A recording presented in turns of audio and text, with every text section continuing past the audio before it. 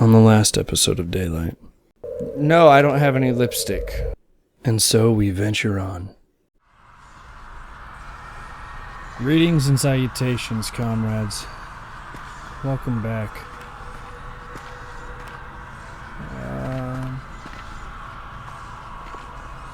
To this extremely not scary game. It's a room, but I can't go there.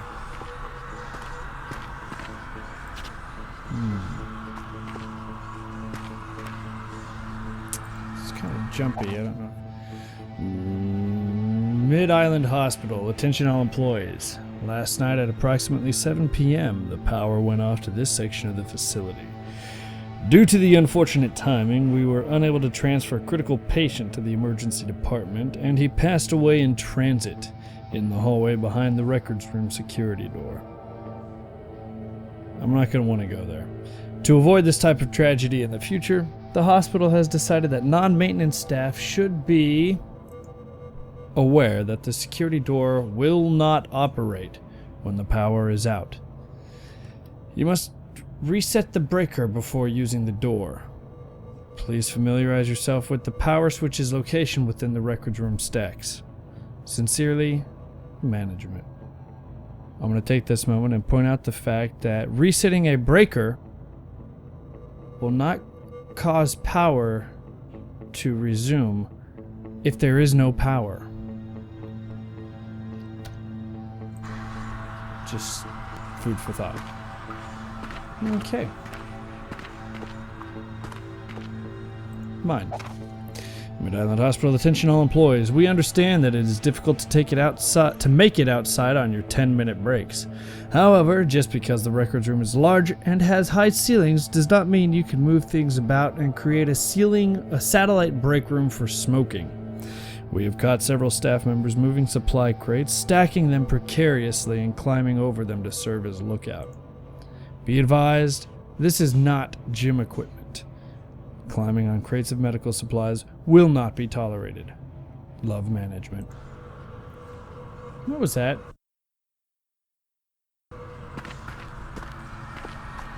I hope that was just a glitch.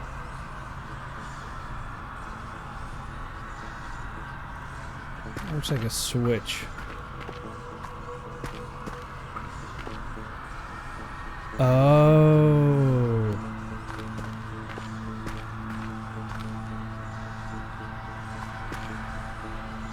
I bet it's the switch for that door right there. So there's two doors. I'm gonna go with the left door first. Doorways, rather. There's no threat right now, so I'm fairly calm.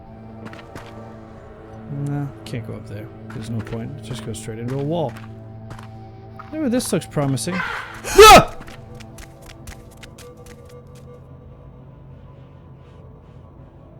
I'm good.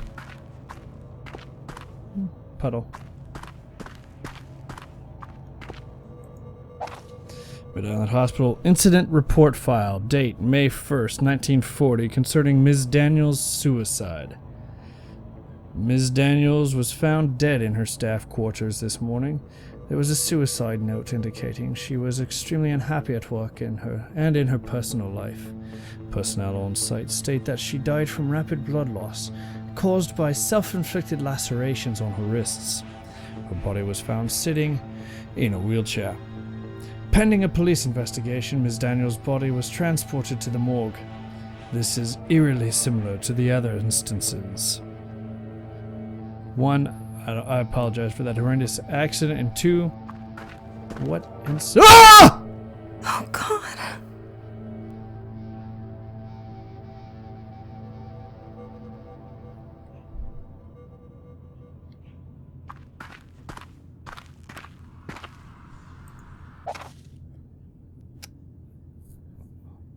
Mid-Island, Ghosts from the Past. November 12th, 1967. Mid-Island Hospital was one of the most locally influential and medically profound places in our city's history, yet few people know how important its presence has been. From treating smallpox in the 1850s to contributing to tuberculosis research in more recent years, the hospital has done much to benefit the citizens of New Kipling. Even its brief, if failed, attempt at reopening as a penitentiary helped to keep our citizens safe.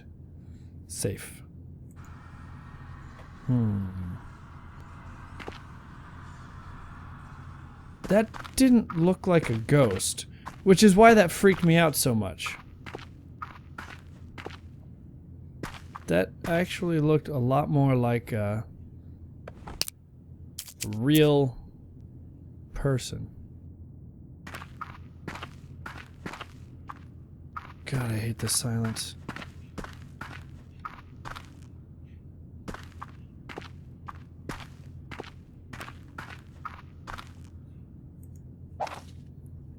Kipling citizens accused.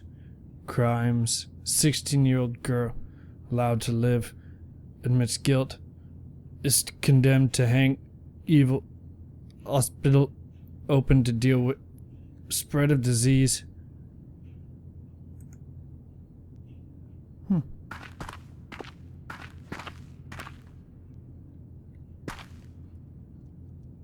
Ooh, she's shaking. Look at that glow stick. She's trembling. I don't blame her. What? Stop!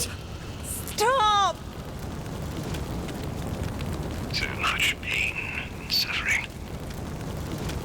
And from those who would seek only solace. What ails you, Sarah?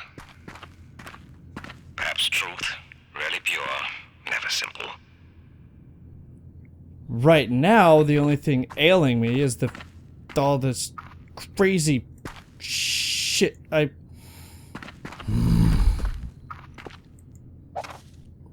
Mid-Island Hospital Incident Report File, March 3rd, 1938. Patient 90 Delta. I need to breathe. While on nightly rounds, Nurse Moriarty noticed patient 90 Delta standing in his room in an agitated state. The nurse claimed the man was beating his face against the mesh protecting the glass. She screamed for help, and by the time we arrived, the patient's face was completely covered in blood, and he was raving about faces in the dark. The patient was quickly subdued and taken to the infirmary, where the attending physician reported he will likely lose both eyes. The patient did not seem bothered by this, recommending transfer to Dr. Mercer's care.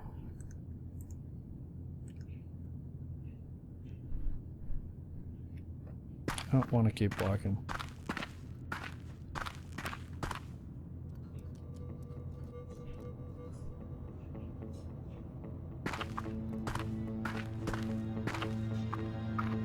I can deal with corridors and rooms, but these open spaces? Incident report file, March 27th, 1931, containing, again, patient 90 Delta, psychiatric ward report. Patients have taken their pills and are all settled in after eating meals. Diary refuses to check on patient 90 Delta after the incident. He spat blood all over her and yelled some gibberish about casting a spell. Today is my first day observing patient 90 Delta. He seemed high-strung and ready to snap, except towards Patrice. She is oddly special to him. Interesting. So I had some theories. It looks like these notes are contesting these theories I had, but some object evacuated with remote is going to be removed. Okay. Basically, my theory was that this was some kind of a hospital for the criminally insane. But I think that's wrong.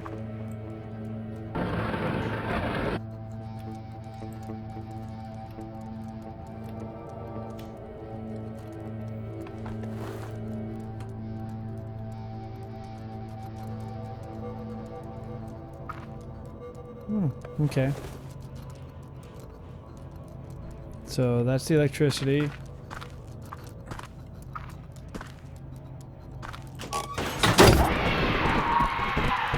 Whoa. Oh, did you just... Does being out of the dark make you feel better? Well, it shouldn't.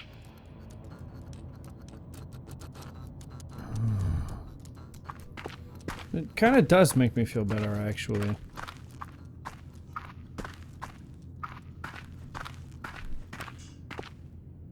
Mr. Creepy Announcer Guy.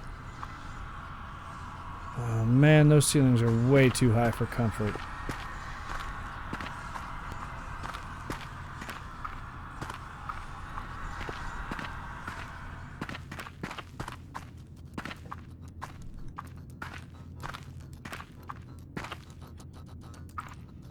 And then maybe over here, maybe? Those hints are kind of annoying.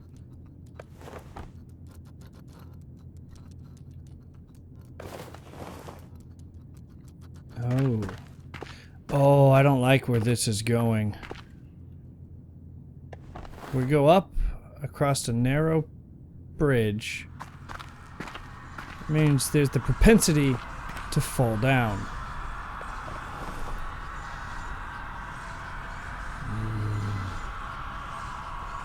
Well, at least I'm back here now.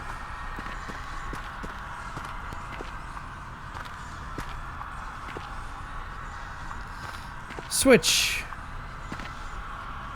Use. Yay. Called it. I don't even want to know what's through that other door. Balls.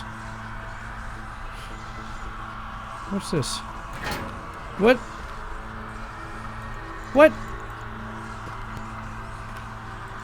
Well, I guess we'll never know what's through that other door.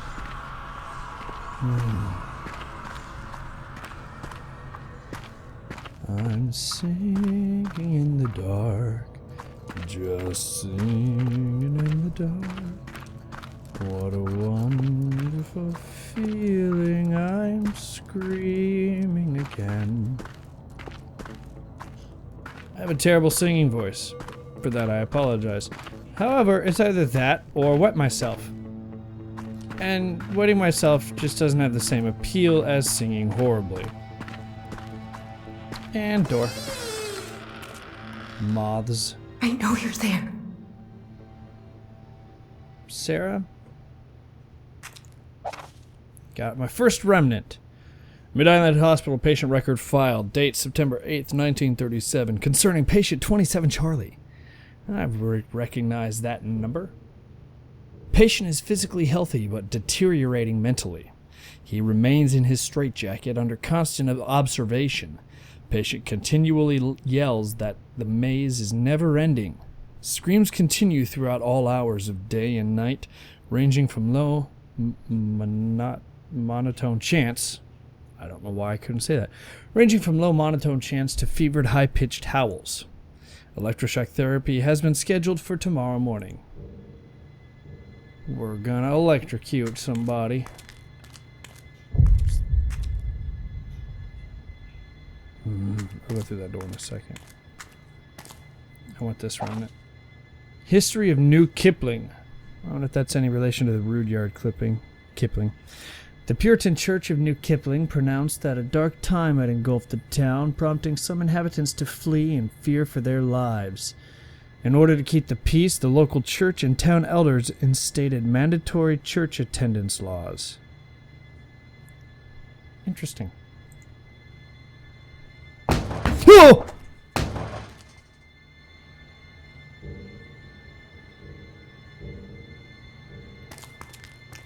You know, if I...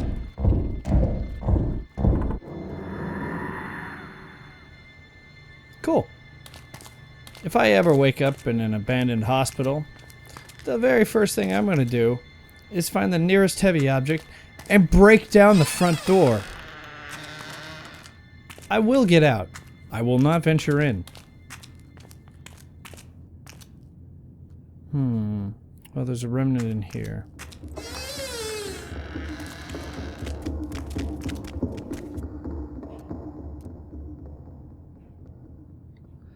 Oh my god. What was that sound? Oh, I also found, and this is really cool.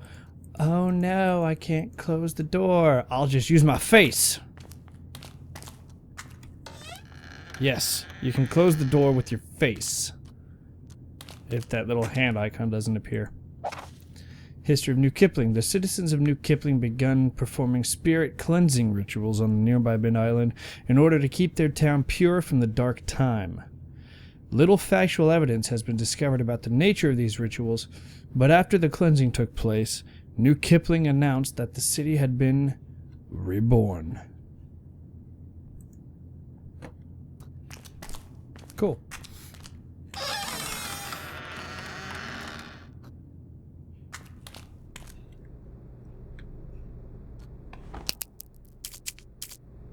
Use one of these. Oh!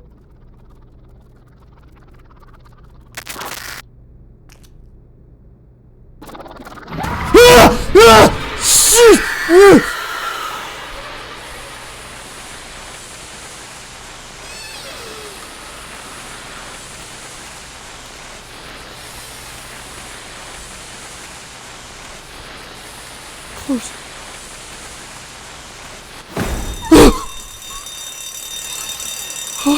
Oh, shit. Close the door. Close the door. Close the fucking door. Holy sh... Oh my... Oh. Okay.